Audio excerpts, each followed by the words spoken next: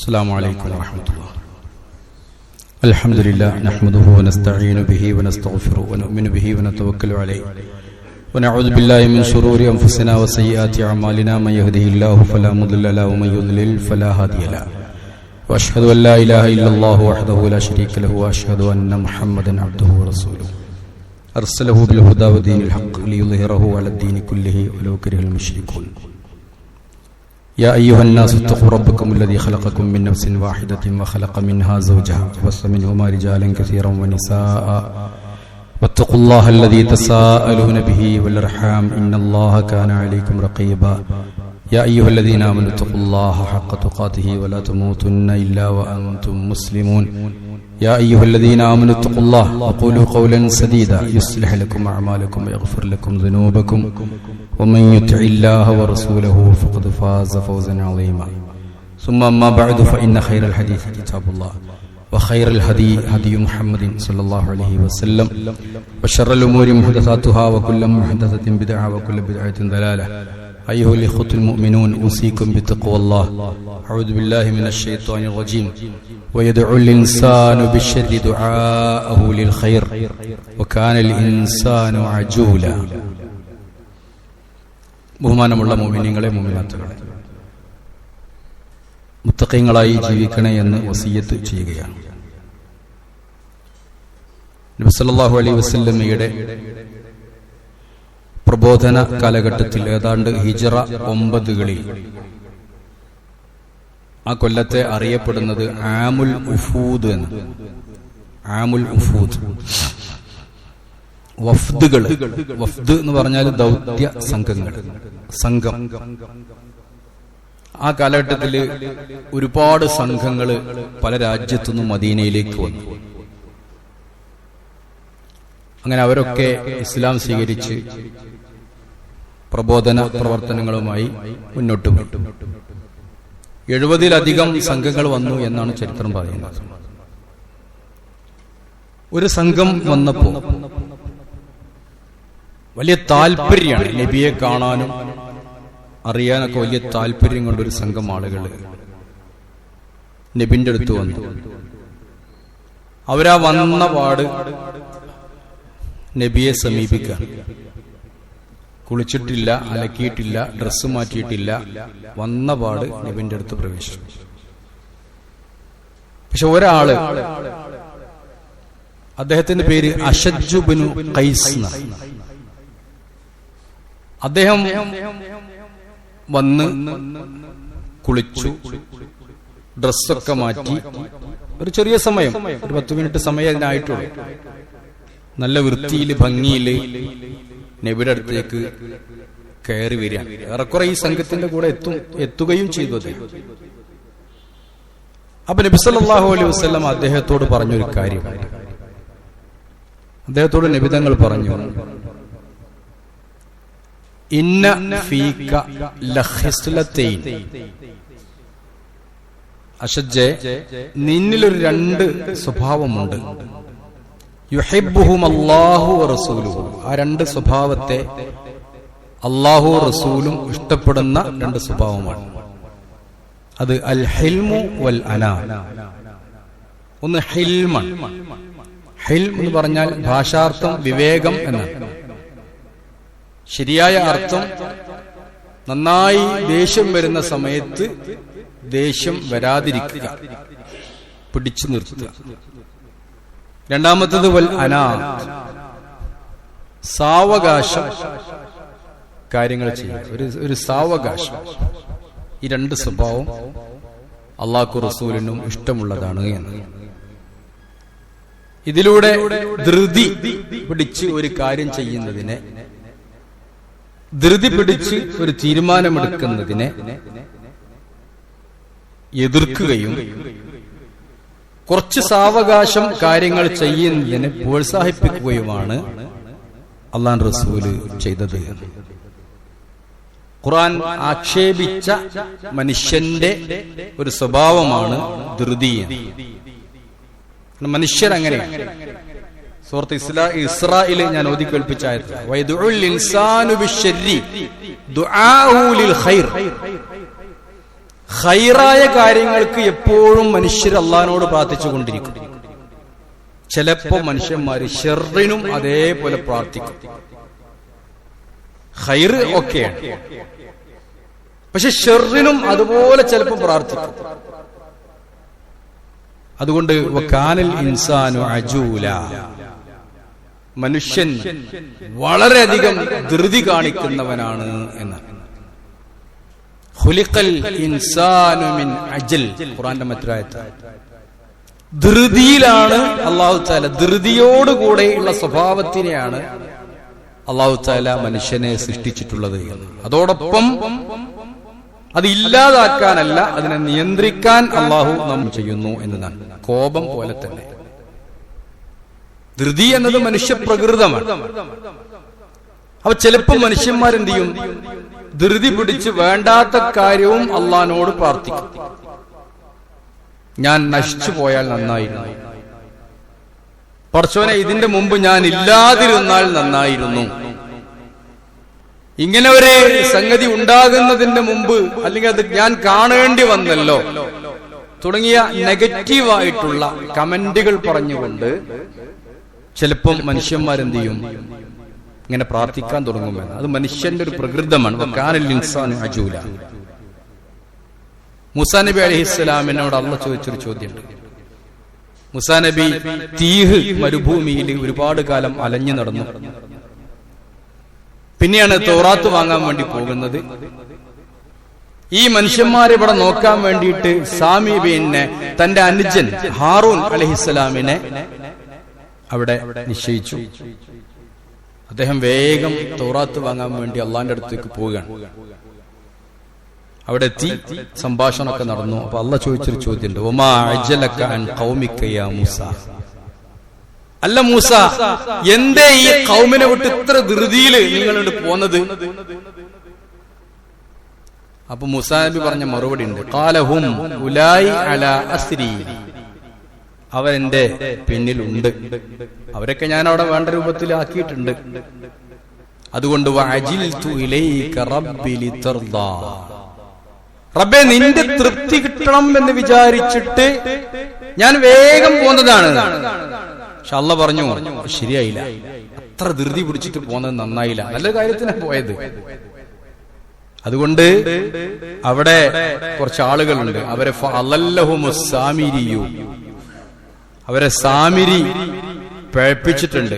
നമുക്കറിയാലോ, സാമിരി എന്ന് പറയുന്ന ഒരാള് ഒരു പശുക്കുട്ടിയെ ഉണ്ടാക്കിയിട്ട് ഇതിന് ദിവ്യത്വം കൽപ്പിച്ച് അതിന് വലിയ അത്ഭുതങ്ങളൊക്കെ കാണിച്ചു കൊടുത്ത ആളുകളെ പഴപ്പിക്കാൻ തുടങ്ങിയിട്ടുണ്ട്. ആ സമയത്ത് ഒന്നുകൂടി ശരിയാക്കിയിട്ട് മതിയായിരുന്നു തൗറാത്ത് വാങ്ങാൻ പോയി, ഇത്ര ധൃതിയിൽ പോകേണ്ടിരുന്നില്ല. ഖുർആൻ പറയാ ഫറജഅ മൂസ ഗളിബാന അസിഫ, ഭയങ്കര ദേഷ്യപ്പെട്ട് സങ്കടത്തോടെ ദുഃഖത്തോടു കൂടിയാണ് മൂസാ നബി അലൈഹി സ്വലാം അവിടുന്ന് പിരിഞ്ഞു പോന്നത്. പിന്നുള്ള സംഭവങ്ങളൊക്കെ ഖുർആനിൽ പറയുന്നുണ്ട്.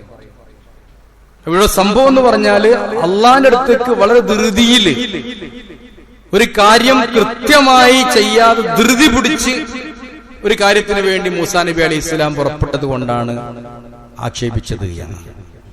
ഇത് എല്ലാ പ്രവാചകന്മാരുടെയും മിക്ക പ്രവാചകന്മാരുടെയും ചരിത്രത്തിൽ കാണാൻ സാധിക്കും. നമ്മൾ മത്സ്യത്തിന്റെ വായിലകപ്പെട്ട യൂനുസ് അലൈഹിസ്സലാം നമ്മൾ എല്ലാ വിഷയം പറയുമ്പോഴും പരാമർശിക്കാറുണ്ട്. അദ്ദേഹത്തെ കുറിച്ച് അള്ളാഹ് പറയുന്നത് ഈ മനുഷ്യന്മാര് നന്നാകോ ഇല്ലേ എന്ന് അറിയുന്നതിന്റെ മുമ്പ് തന്നെ അവിടുന്ന് പുറപ്പെട്ടു പോയി.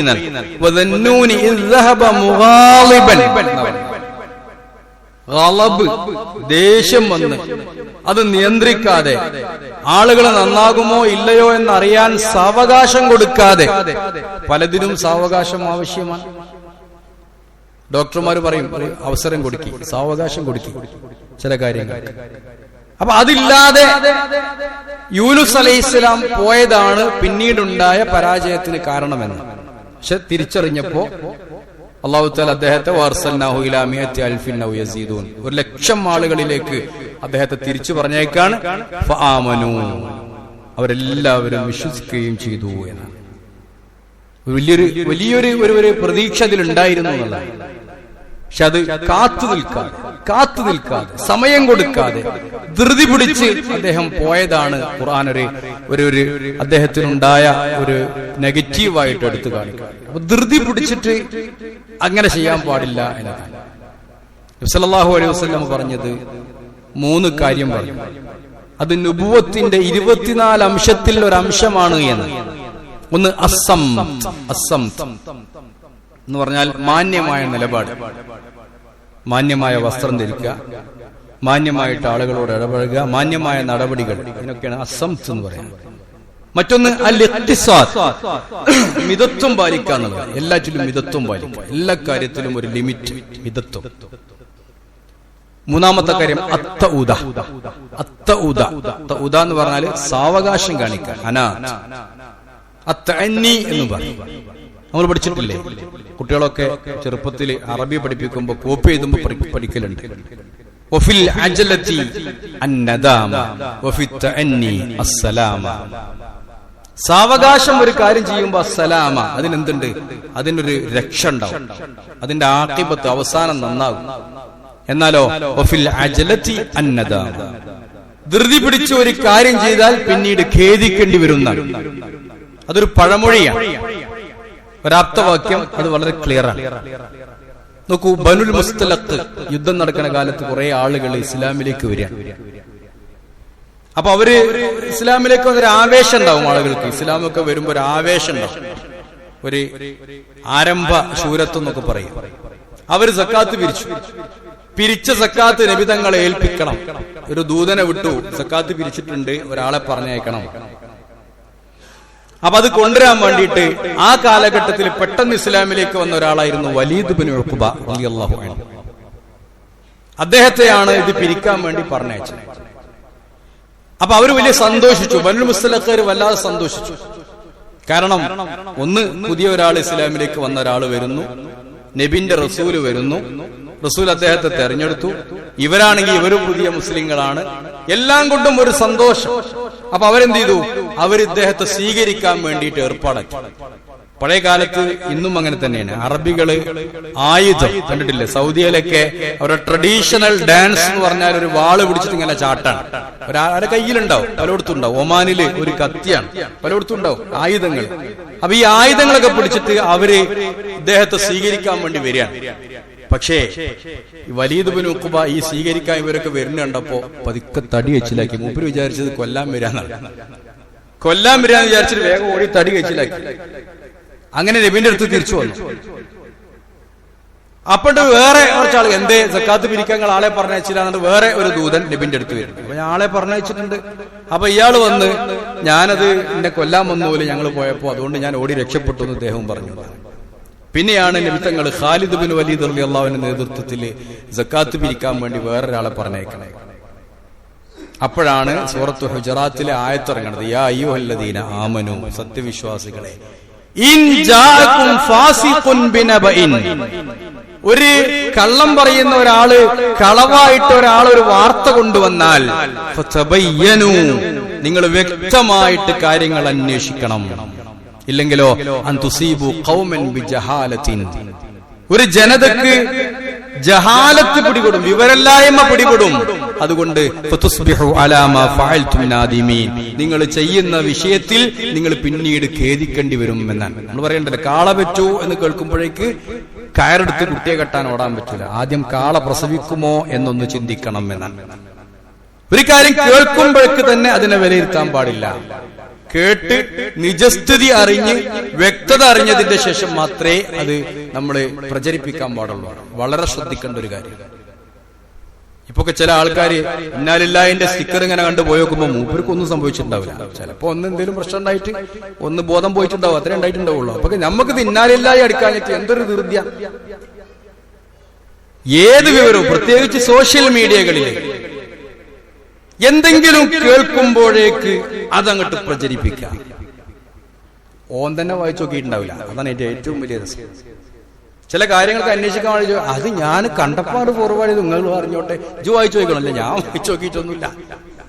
ഇതന്നെ ഒരു പണിയാണ്. ചെറുപ്പക്കാര് പ്രത്യേകിച്ച് അവനവനെങ്കിലും ഒന്ന് വായിച്ചു നോക്കിയിട്ട് എന്താണത് കാര്യം എന്ന് അറിഞ്ഞിട്ട് പോരെ ഫോർവേഡ് ചെയ്യാൻ. പണ്ട് തമാശയാണെങ്കിലും ഏതൊരു ചെക്കനെ കാണാനില്ലാഞ്ഞിട്ട് പിന്നെ സോഷ്യൽ മീഡിയയിൽ ഇട്ടപ്പോ പിന്നെ ചെക്കന് പുറത്തിറങ്ങാൻ നിർത്തില്ല. പിന്നെ കണ്ട ആൾക്കാർ പിടിച്ചോന്നൊരു കൂടി കൊടുന്നാക്കും. ആവശ്യത്തിന് പോലും പറഞ്ഞേക്കാൻ പറ്റാത്ത അവസ്ഥയായി പ്രചരിപ്പിച്ച്. അപ്പൊ അനാവശ്യമായിട്ട് വെറുതെ പ്രചരിപ്പിക്കാൻ പാടില്ല. തിന്മ ഏറ്റവും വലിയ മോശമായ കാര്യമായിട്ട് അള്ളാഹുവിന്റെ റസൂൽ പഠിപ്പിക്കുന്നതാണ്. അതാണ് നിങ്ങൾ കയറുന്ന ഏറ്റവും മോശമായ വാഹനപ്പുറം സഅമു. അതാ അങ്ങനെ പറയുന്നുണ്ട്. ഇങ്ങനെ കേട്ടു.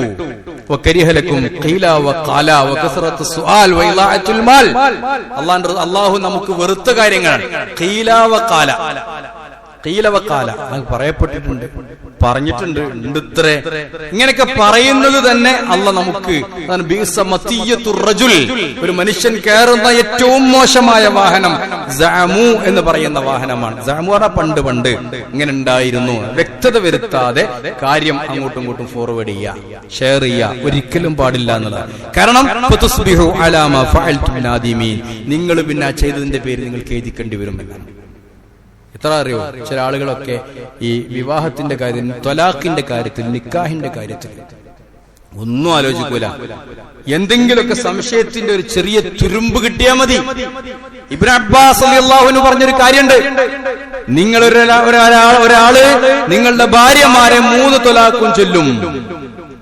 എന്നിട്ട് പറയും ഇബ്നു അബ്ബാസ് പിന്നെ മസാല ചോദിക്കാൻ ഇബ്നു അബ്ബാസ് എന്ന് വിളിച്ചു വരും എന്ന് പറഞ്ഞുകൊണ്ട് ഇബ്നു അബ്ബാസ് റളിയല്ലാഹു അൻഹു ഈ ത്വലാഖിന് ധൃതി കാണിച്ചവരെ ചീത്ത പറഞ്ഞിട്ടുണ്ട്. നോക്കൂ, അല്ലാഹുവിന്റെ റസൂല് ഒരു കുടുംബ പ്രശ്നമുണ്ടായി. പെണ്ണുങ്ങളൊക്കെ കൂടി ചെലവിന് ചോദിച്ചു. പക്ഷെ അധികം ചെലവ് തരണം, നബിന്റെ അടുത്ത് ഒന്നും കൊടുക്കാനില്ല. 8-9 ഭാര്യമാരും. അതുകൊണ്ട് അപ്പോ അമ്മോശങ്കാക്കാർക്ക് ചിലർക്കൊക്കെ മക്കളോട് ദേഷ്യം തോന്നി. കാരണം പിന്നെ മരുമകനോടാണല്ലോ ഇവരൊക്കെ ഇങ്ങനെ ചെയ്യണത്, അവനാന്റെ മക്കൾ. ഖുർആൻ പറയുന്നുണ്ട്, യാ അയ്യുഹൻ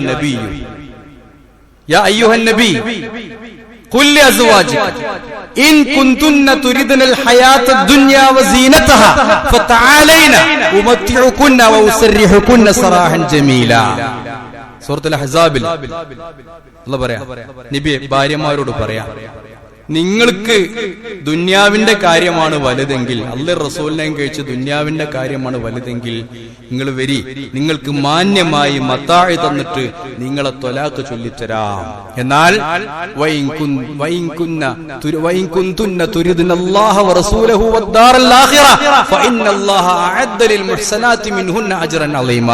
നിങ്ങൾ അല്ലാഹുവിന്റെ റസൂലിനെയും അല്ലാഹുവിനെയാണ് ഉദ്ദേശിക്കുന്നതെങ്കിൽ നിങ്ങളിൽ മുഹ്സനാത്തുകൾക്ക് അല്ലാഹു നല്ല പ്രതിഫലം ഇറക്കിയിട്ടുണ്ട് എന്ന് പറഞ്ഞപ്പോ നബി തങ്ങൾ ആയിഷാ ബീവിയോട് പറഞ്ഞു. ഈ ആയത്ത് കേട്ടപ്പോ ആയിഷാ ബീവിക്ക് ഒരു തീരുമാനം. ആയിഷാ ബീവിയോട് നബി പറഞ്ഞു, ആയിഷ, തീരുമാനം എടുക്കുന്നതിന്റെ മുമ്പ് കുടി പോയിട്ടൊന്ന് ആലോചിക്കും. നിന്റെ വാപ്പാനോടും കുടുംബത്തോടൊക്കെ ഒന്ന് ആലോചിക്കണം. അല്ലാഹുവിന്റെ റസൂൽ ആയിഷാ ബീവിന് ത്വലാഖ് ചെല്ലും. വേണ്ടി വന്നാൽ ത്വലാഖ് ചെല്ലാനാ അല്ലാഹു പറഞ്ഞത്. ഒന്നുകിൽ ത്വലാഖ് സ്വീകരിക്കുക, മത്താഴ് വാങ്ങി പോവുക, നബിയിൽ നിന്ന് പിരിഞ്ഞു പോവുക. അല്ലെങ്കിൽ അള്ളാന്റെ റസൂലിന്റെയും കൂടെ, റസൂലിനെ വിചാരിച്ചിട്ട് റസൂലിന്റെ കൂടെ അടങ്ങി ഒതുങ്ങി നിൽക്കുക.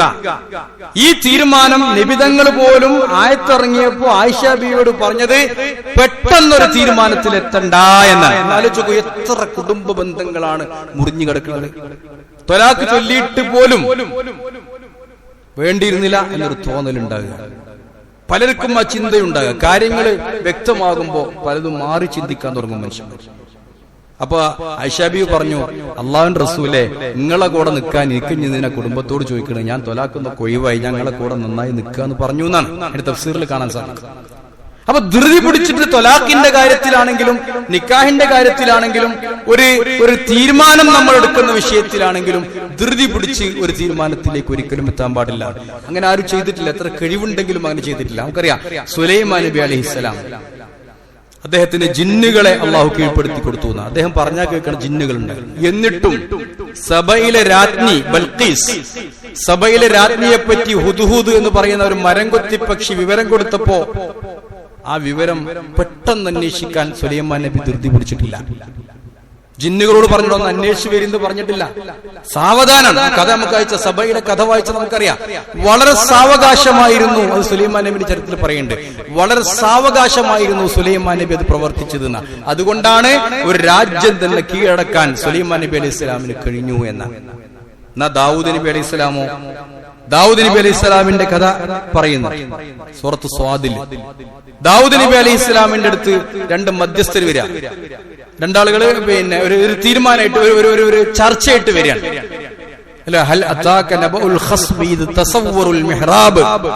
മിഹ്റാബിലൂടെ പ്രാർത്ഥനാ മണ്ഡപത്തിലൂടെ കയറി മറിഞ്ഞ് രണ്ടാളുകള് സുലൈമാൻ നബി ഇരിക്കുന്നിടത്ത് ഇങ്ങോട്ട് ചാടി വീണു എന്നാണ് ഇത് പറയാൻ. ഇന്നലി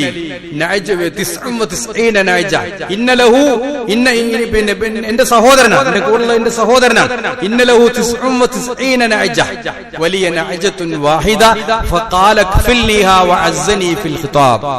എന്റെ സഹോദരന് 99 ആടുകളുണ്ട്, പെണ്ണാടുകളുണ്ട്, എനിക്ക് ഒരാട് മാത്രമേ ഉള്ളൂ. എന്നിട്ടും അദ്ദേഹം ഈ ആടിനെ കൂടി ചോദിക്കുന്നു എന്ന് പറഞ്ഞിട്ടൊരു കേസുമായി വന്നപ്പോ ദാവൂദ് നബി അലൈഹി സ്വലാം ഒന്നും ചിന്തിക്കാതെ പെട്ടെന്നൊരു വിധി പറഞ്ഞു എന്നാണ്. ആ പെട്ടെന്ന് വിധി പറഞ്ഞതിനെ ദാവൂദ് നബി അലൈഹി സ്വലാമിനെ അള്ളാഹ് ആക്ഷേപിക്കണം ഖുർആനിൽ.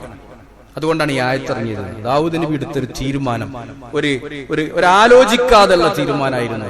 ഇതെല്ലാവർക്കും പെടും, ഒരു നബിമാർക്ക് പോലും സംഭവിച്ചത്. ആലോചിക്കാതെ എടുത്തൊരു തീരുമാനം. ഇപ്പോഴും നമ്മളൊക്കെ പറയാറുണ്ട്, ചില ആളുകൾക്ക് പറയാം എന്തിനാ അങ്ങനെ ചെയ്ത്, അത് ആലോചിക്കാതെ എടുത്തൊരു തീരുമാനം. എന്നാൽ അത് ഇങ്ങനെ ചെയ്താൽ പോരാ, അല്ല അത് അത്ര ആലോചിച്ചില്ല, അതിനുള്ള അവസരം കൊടുക്കരുത് എന്നാ പറയണത്. നമ്മൾ ആലോചിച്ചിട്ട് തീരുമാനം എടുക്കുക.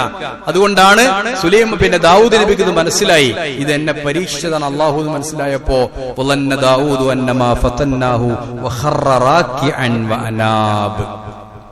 അള്ളാഹു ദാവൂദ് അലൈഹി സ്വലാമിനെ പരീക്ഷിച്ചു എന്ന് ബോധ്യമായപ്പോ ദാവൂദ് നബി അലൈഹി സ്വലാം സുജൂദിൽ വീണു എന്നാണ്. സുജൂദിൽ വീണിട്ട് പ്രാർത്ഥിച്ചു, തൗബ ചെയ്തു എന്ന് ഖുർആൻ പറയുന്നുണ്ട്.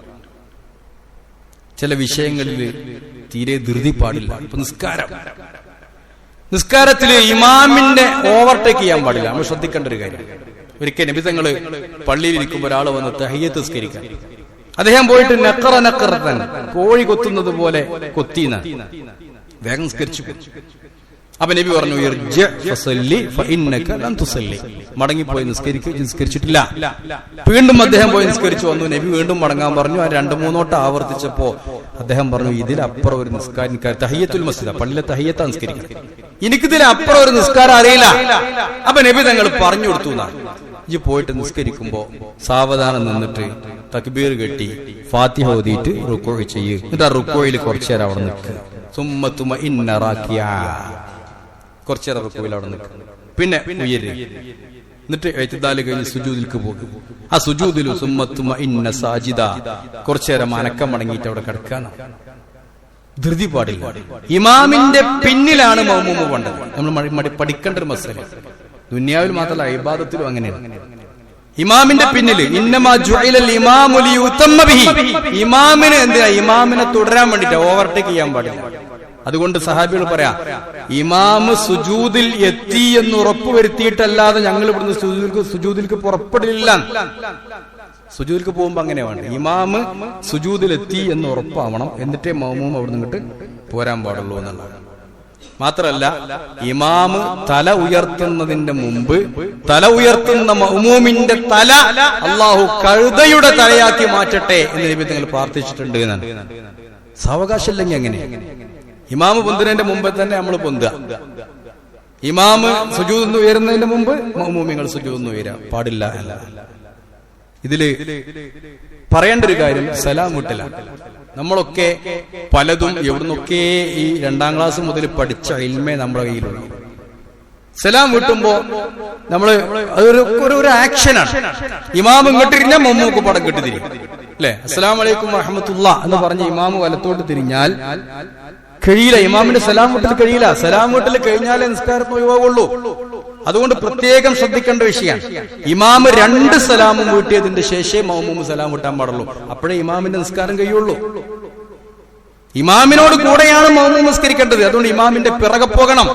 ഇമാം ഒരു സലാം വീട്ടിയാൽ ഇമാമിന്റെ ഒരു സലാമേ കഴിഞ്ഞിട്ടുള്ളൂ, ഇനിയും ഒരു സലാം ബാക്കിയുണ്ട്. നമ്മളൊക്കെ അങ്ങനെ, ഇമാമ് 2ാമത്തെ സലാം ഇമാം ഇങ്ങോട്ട് വീട്ടുമ്പോ നമ്മൾ ഇങ്ങോട്ട് വീട്ടും. അതിന് ചില ആക്ഷൻ, ചില ഇങ്ങനെയൊക്കെ കാട്ടി ഇങ്ങനെയൊക്കെ അങ്ങനെ, അതൊന്നല്ല. കാരണം എന്താ? ധൃതി പാടില്ല. ഇമാമ് 2 സലാമും വീട്ടിയിട്ടേ മഅ്മൂമിന്റെ സലാം തുടങ്ങാൻ പാടുള്ളൂ. നിങ്ങൾ ആലോചിച്ച് നോക്ക്, പല രാജ്യങ്ങളിലും അങ്ങനെ, മുസ്ലിങ്ങൾ പഠിച്ചോടത്തൊക്കെ അങ്ങനെയാണ്. നമ്മളെ സംബന്ധിച്ചിടത്തോളം ധൃതിയാണ്. ഒരു പ്രാഥമിക പാഠം പോലും ഒരു വിഷയത്തിൽ നമ്മൾ പഠിക്കൂല എന്നുള്ളതാണ്. നിങ്ങൾക്കറിയോ? ഒരു ഡോക്ടർ പറഞ്ഞൊരു വിഷയം, ഒരു ശസ്ത്രക്രിയ കഴിഞ്ഞിട്ട് നിയമപരമായ ഒരൊറ്റ മണിക്കൂറേ ഇതിന് വിശ്രമം ആവശ്യം. എന്നാ പോയിക്കോട്ടെ എന്ന് വെച്ചപ്പോ ഡോക്ടർ പറഞ്ഞെന്താ അറിയോ, പിന്നെ ഇത് നമ്മുടെ നാട്ടിൽ പറ്റൂല, ഈ 1 മണിക്കൂറേ പറ്റുള്ള നിയമം കേരളത്തിൽ പറ്റൂല, അമേരിക്കയിലൊക്കെ. എന്താ കാരണം? അമേരിക്കക്കാർക്ക് പ്രാഥമിക ബോധമുണ്ട്. കാരണം ഇന്ന ഒരു ശസ്ത്രക്രിയയോ അല്ലെങ്കിൽ ഒരു ചികിത്സ കഴിഞ്ഞാൽ അതിന് ഇത്ര ദിവസം ഇത്ര മണിക്കൂർ റെസ്റ്റ് എടുക്കണം എന്നൊരു പ്രാഥമിക വിവരം അമേരിക്കക്കാരനുണ്ട്. നമുക്കോ നമ്മൾ പിറ്റേന്ന് തന്നെ കാണാം പാടത്ത്, ഡോക്ടർ പ്രശ്നമൊന്നുമില്ല എന്ന് പറഞ്ഞാൽ പിറ്റേ തന്നെ വീട് മരിച്ചും ചെയ്യും.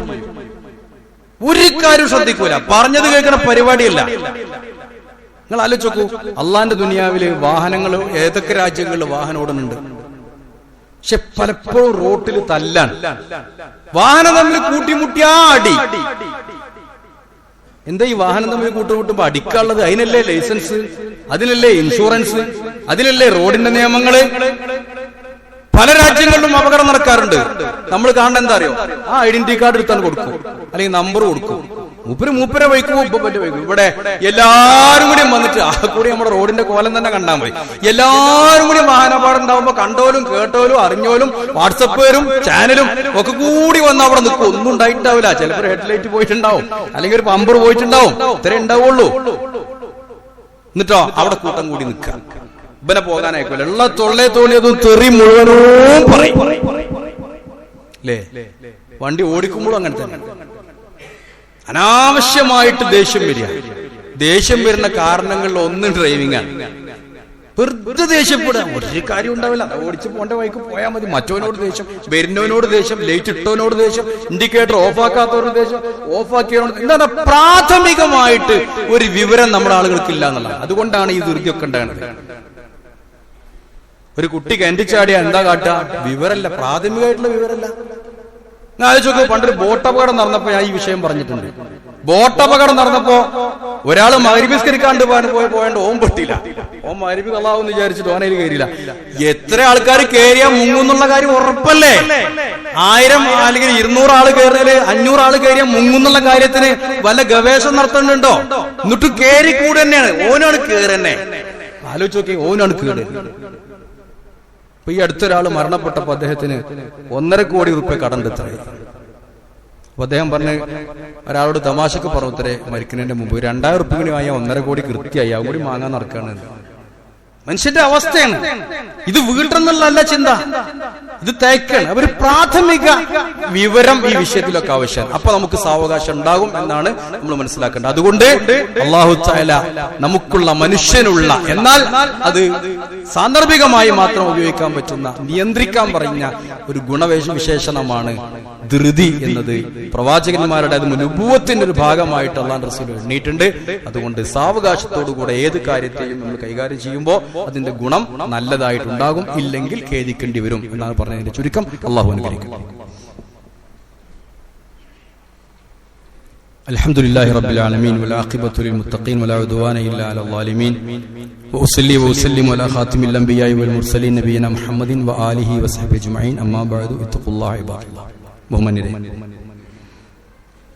ധൃതി എന്നത് മനുഷ്യന് കൊടുത്തൊരു വിശേഷണം. പക്ഷെ ചില സന്ദർഭങ്ങളിൽ അത് അത്യാവശ്യമാണ്.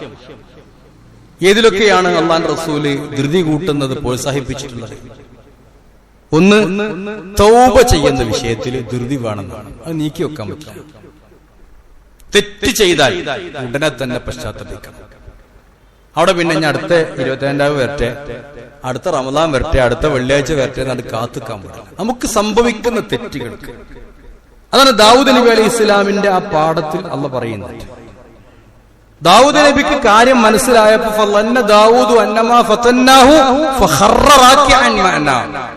അറിഞ്ഞ ഉടനെ പ്രവാചകന്മാർ ചരിത്രമൊക്കെ ഖുർആനിൽ പറയുന്നു. മൂസാ നബി അലൈഹി ഇസ്ലാമിന്റെ ചരിത്രത്തിൽ പറയുന്നു. മൂസാ നബി റബ്ബിനെ കാണണം എന്ന് ആവശ്യപ്പെട്ടപ്പോ റബ്ബ് പ്രത്യക്ഷപ്പെട്ടില്ല. ഒരു പർവ്വതത്തിലേക്ക് നോക്കാൻ പറഞ്ഞപ്പോ ആ പർവ്വതം തവിട് പൊടിയായി. ഫലമ്മാ തജല്ല ലിൽ ജബലി ഫലമ്മാ തജല്ല റബ്ബുഹു ലിൽ ജബലി ജഅലഹു ദക്കൻ വഖറ മൂസാ സഇഖാ ഫലമ്മാ അഫാഖ ഖാല സുബ്ഹാനക തുബ്തു ഇലൈക. ബോധം പോയി. ബോധം തെളിഞ്ഞപ്പോൾ ഉടനെ തന്നെ ഒരു തെറ്റ് സംഭവിച്ചു. പ്രവാചകന്മാർക്ക് സംഭവിക്കുന്നത് തെറ്റല്ലട്ടോ. തെറ്റെന്ന് പറയാൻ പാടില്ല. അതിന് പണ്ഡിതന്മാർ പറഞ്ഞ ഭാഷ ഖിലാഫുൽ ഔലാ. മനസ്സിലായില്ലേ? മനുഷ്യരിൽ സംഭവിക്കുന്നത് പാപങ്ങളാണ്, തെറ്റുകളാണ്. പക്ഷെ പ്രവാചകന്മാരിൽ നിന്ന് നല്ലതിനെതിരായി ഉണ്ടാകുന്ന സമീപനങ്ങൾ എന്നേ പറയാൻ പാടുള്ളൂ, ഖിലാഫുൽ ഔല എന്നേ പറയാൻ പാടുള്ളൂ. പ്രവാചകന്മാർ ഒരിക്കലും തെറ്റ് ചെയ്യൂല. പ്രവാചകന്മാർ മഅസൂമുകളാണ്, തെറ്റിൽ നിന്ന് അല്ലാഹു അവരെ സംരക്ഷിക്കും. പക്ഷെ അവർ ചെയ്യേണ്ട ഒരു കാര്യത്തിനെതിരെ അവർ പ്രവർത്തിച്ചു എന്ന് മാത്രമേ പറയാൻ പാടുള്ളൂ. അതുകൊണ്ട് അത് പാപം ചെയ്തു എന്ന് പറയാൻ പാടില്ല. എന്നിട്ട് പോലും താൻ ചെയ്തത് ശരിയല്ല എന്ന് മനസ്സിലാക്കിയപ്പോ ഉടനെ തന്നെ തൗബ ചെയ്തു എന്ന് പരിശുദ്ധ ഖുർആനിൽ കാണാൻ സാധിക്കും. സുലൈമാൻ നബിയുടെ കാര്യത്തിൽ പറയുന്നുണ്ട്, ആദം നബിയുടെ കാര്യത്തിൽ പറയുന്നുണ്ട്. അതൊക്കെ ഇൻഷാ അല്ലാഹ് തൗബ എന്ന് പറയുമ്പോൾ വിശദീകരിക്കാം. അപ്പൊ അതുകൊണ്ട് ഒരു തെറ്റ് പറ്റിയാൽ തിരുത്താൻ, മാപ്പ് പറയാൻ ഒരിക്കലും വൈകാൻ പാടില്ല. 4 ദിവസം കഴിഞ്ഞിട്ട് മാപ്പ് പറയാം, അത് പാടില്ല. കാരണം മനുഷ്യന്റെ ആയുസ് നമുക്ക് നിയന്ത്രിക്കാൻ നമ്മുടെ നിയന്ത്രണത്തിലല്ല. അതുപോലെ തന്നെ മറ്റവന്റെ അവകാശങ്ങൾ നമ്മിലുണ്ടെങ്കിൽ, ഉദാഹരണമായി ഇപ്പൊ നമ്മൾ പിരിവ് നടത്തി വയനാട്ടിലേക്ക്, അത് പള്ളി കമ്മിറ്റിക്കാരിങ്ങനെ എടുത്തേക്കാൻ പാടില്ല, വേഗം അത് എത്തിക്കേണ്ടടുത്തേക്ക് എത്തണം. സക്കാത്ത് സല്ലി നമ്മൾ പൈസ കൊടുത്തു, സക്കാത്ത് കമ്മിറ്റിക്കാർ ഇങ്ങനെ കൂട്ടിവെക്കുക പറ്റൂല. അതാർക്കാണ് എത്തിക്കേണ്ടതെങ്കിൽ വളരെ ധൃതിയിൽ അത് എത്തിക്കണമെന്ന ഒരു റസൂലുള്ളാഹി സ്വല്ലല്ലാഹു അലൈഹി വസല്ലം നിസ്കരിക്കാം. സാധാരണ സാവധാനം നിസ്കരിക്കുക റസൂലുള്ളാഹി.